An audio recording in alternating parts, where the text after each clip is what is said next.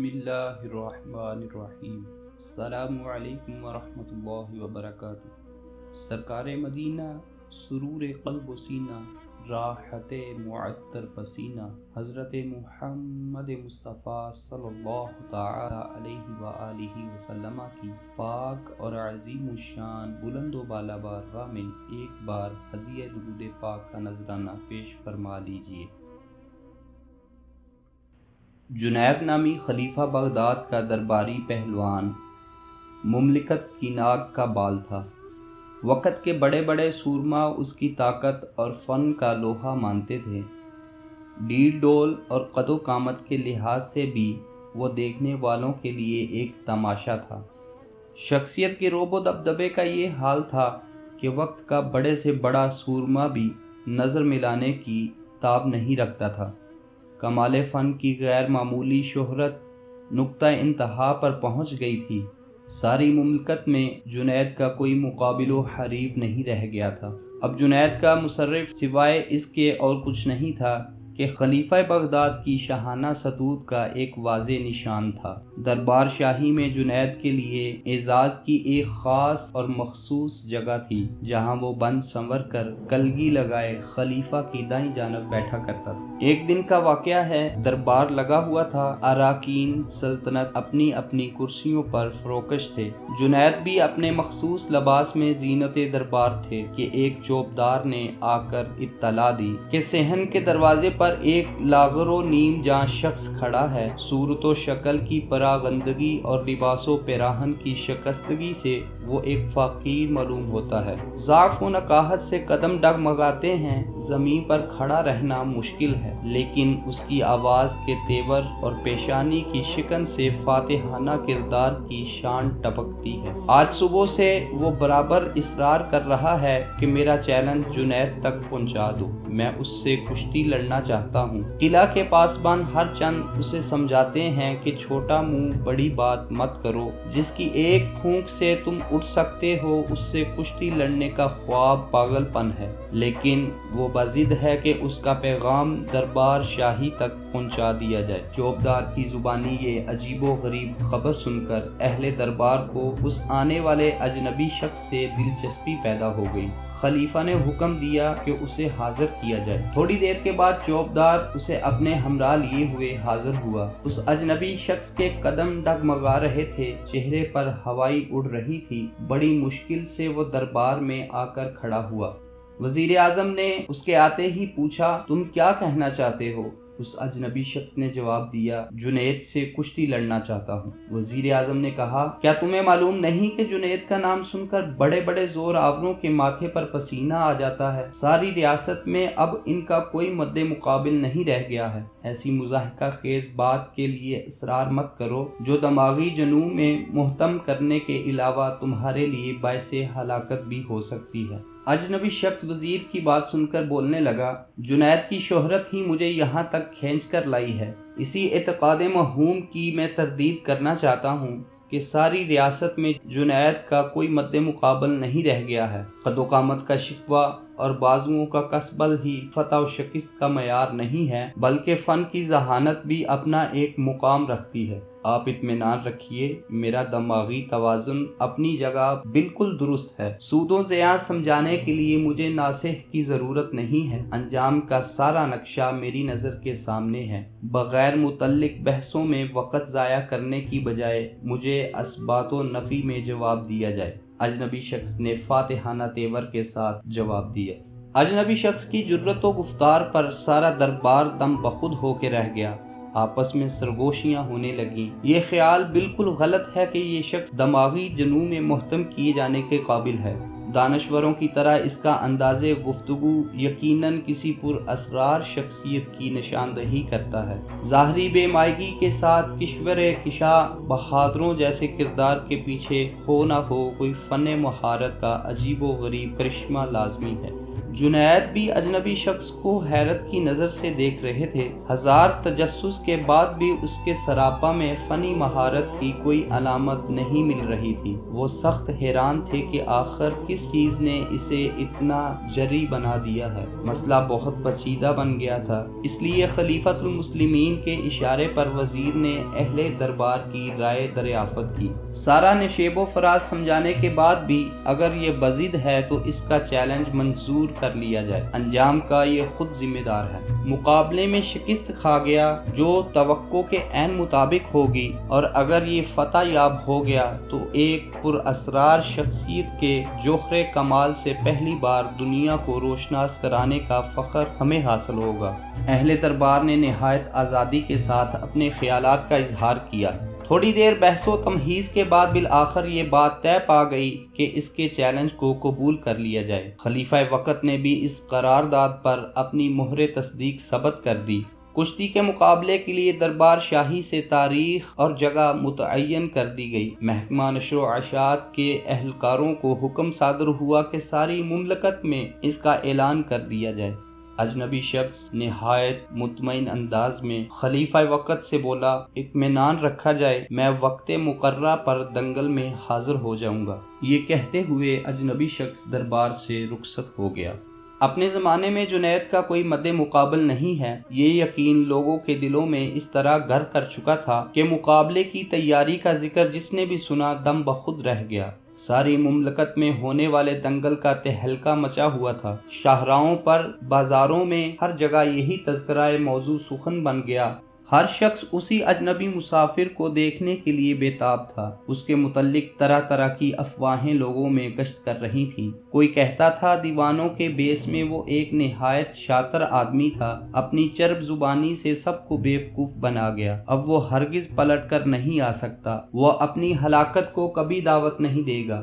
کچھ لوگوں کا خیال تھا کہ دربار خلافت کا ایک امیر پاگل آدمی کی جنون انگیز حرکتوں کا شکار ہو گیا۔ عقل کی سلامتی کے ساتھ اس طرح کا اقدام ناممکن ہے۔ اکثر لوگوں کی رائے تھی کہ وہ ضرور آئے گا، اسے شاطر اور پاگل سمجھنا غلط ہے۔ وہ فنی مہارت میں ایک پر اسرار شخصیت کا مالک ہے۔ کسی پاگل کا دماغ اتنی گہرائی میں اتر کر نہیں سوچ سکتا۔ اس کے سراپا کی جن لوگوں نے تصویر کھینچی ہے وہ نہایت پرکشش اور والہانہ ہے۔ کسی شاطر آدمی کی شخصیت میں اس طرح کی روحانی جاذبیت نہیں ہوا کرتی۔ بہرحال ہوا کچھ ایسی چل گئی تھی کہ جتنے منہ اتنی باتیں۔ تاریخ جیسے جیسے قریب آتی جا رہی تھی، انتظار شوق کی آنچ تیز ہوتی جا رہی تھی۔ سب سے زیادہ اچنبھا لوگوں کو اس بات کا تھا کہ مقابلہ پہاڑ اور تنکے کے درمیان تھا۔ برس ہا برس کے بعد جنید کے کسی مقابل سے لوگوں کے کان آشنا ہوئے تھے۔ شور و ہنگامہ سے فضا اتنی بوجھل ہو گئی کہ جنید بھی عالم تحیر میں کھوئے سے رہتے۔ بڑی تیزی کے ساتھ اندر سے کوئی چیز انہیں بدلتی ہوئی محسوس ہو رہی تھی۔ دن بدن شاہی دربار سے دل کا تعلق ٹوٹتا جا رہا تھا۔ اپنی کیفیت انہیں خود سمجھ میں نہیں آ رہی تھی۔ چہرے کا رنگ اڑا اڑا دیکھ کر دربار کے قریبی حلقوں میں یہ چرچا عام ہو گیا کہ اس بار کا مقابلہ اتنا پر اسرار ہے کہ پہلے ہی سے جنید پر ایک نامعلوم ہیبت طاری ہو گئی ہے۔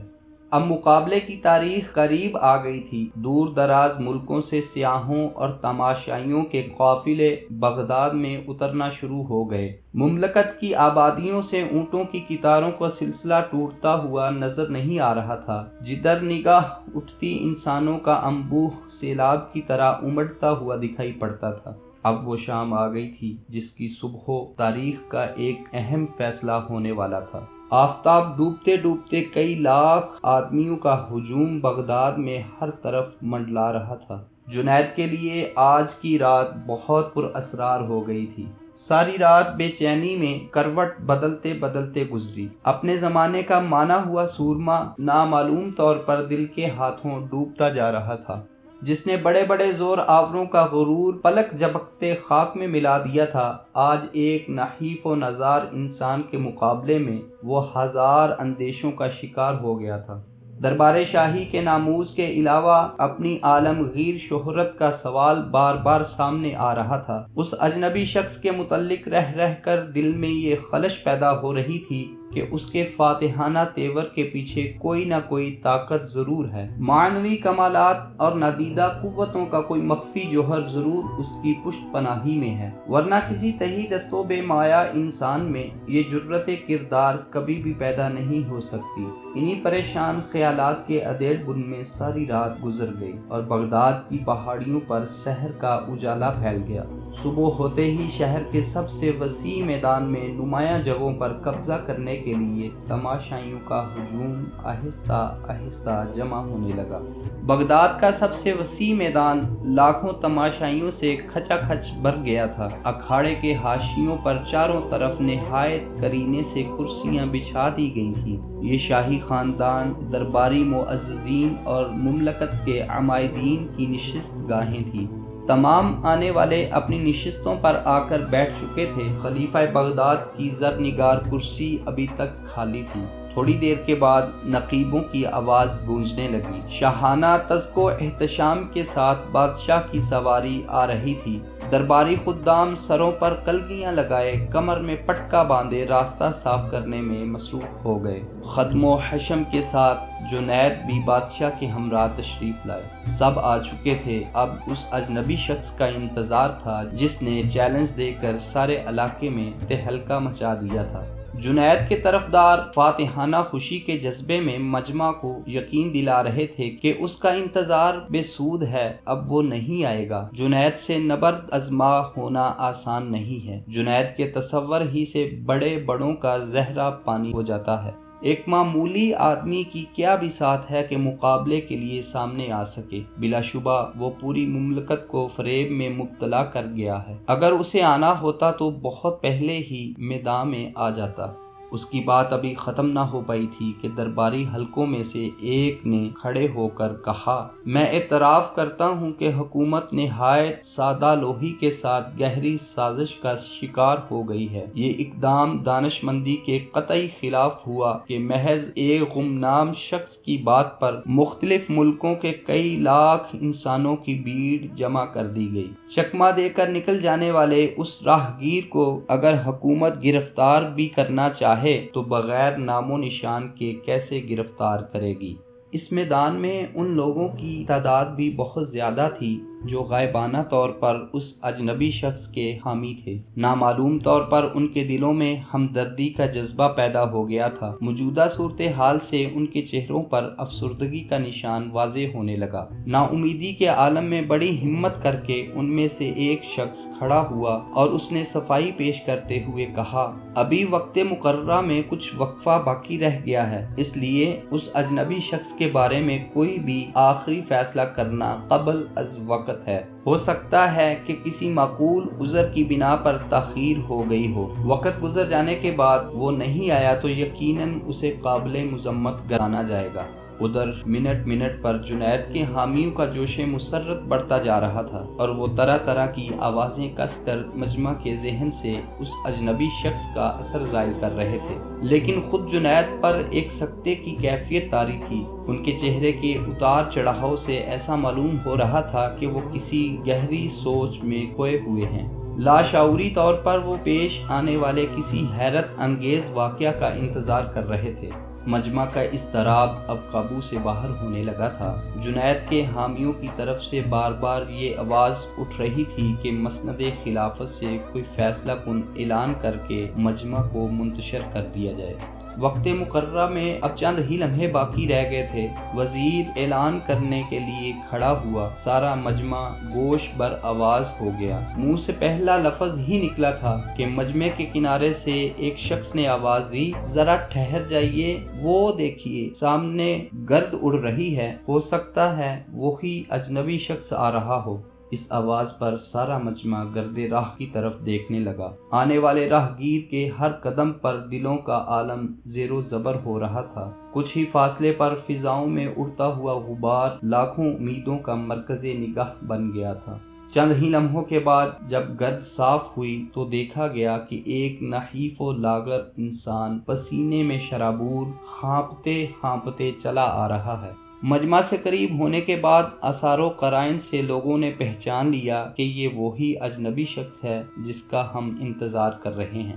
یہ معلوم ہوتے ہی ہر طرف خوشی کی لہر دوڑ گئی۔ سارا مجمع اس اجنبی شخص کو دیکھنے کے لیے ٹوٹ پڑا۔ بڑی مشکلوں سے ہجوم پر قابو حاصل کر کے اسے میدان تک پہنچایا گیا۔ ظاہری شکل و صورت دیکھ کر لوگوں کو سخت حیرت تھی کہ ضعف و ناتوانی سے زمین پر جس کے قدم سیدھے نہیں پڑتے، وہ جنید جیسے کوہ پیکر پہلوان سے کیا مقابلہ کر سکتا ہے۔ دوسری طرف جنید کے ہم نوا پورے طور پر مطمئن تھے کہ ابھی چند منٹ میں معلوم ہو جائے گا کہ اپنے وقت کی ایک عظیم شخصیت کے ساتھ گستاخانہ جسارت کی سزا کتنی عبرتناک ہوتی ہے۔ دنگل کا وقت ہو چکا تھا۔ اعلان ہوتے ہی جنید تیار ہو کر اکھاڑے میں اتر گئے۔ وہ اجنبی شخص بھی اپنی کمر کس کر ایک کنارے کھڑا ہو گیا۔ لاکھوں تماشائیوں کے لیے یہ بڑا ہی حیرت انگیز منظر تھا۔ جنید کے سامنے وہ اجنبی شخص گردے راہ معلوم ہو رہا تھا۔ پھٹی آنکھوں سے سارا مجمع دونوں کی حرکت دیکھ رہا تھا۔ جنید نے خم ٹھونک کر زور آزمائی کے لیے پنجہ بڑھایا تو اس اجنبی شخص نے دبی آواز سے کہا، کان قریب لائیے، مجھے آپ سے کچھ کہنا ہے۔ نہ جانے اس آواز میں کیا سحر تھا کہ سنتے ہی جنید پر ایک سکتہ طاری ہو گیا۔ آج کی ایپیسوڈ میں اتنا ہی۔ اس داستان کا بقیہ حصہ ہم آنے والی ایپیسوڈ میں بیان کریں گے۔ اگلی ایپیسوڈ دیکھنے کے لیے ہمارے چینل کو سبسکرائب کریں اور بیل آئیکن کو دبانا مت بھولیے گا۔ Thanks for watching.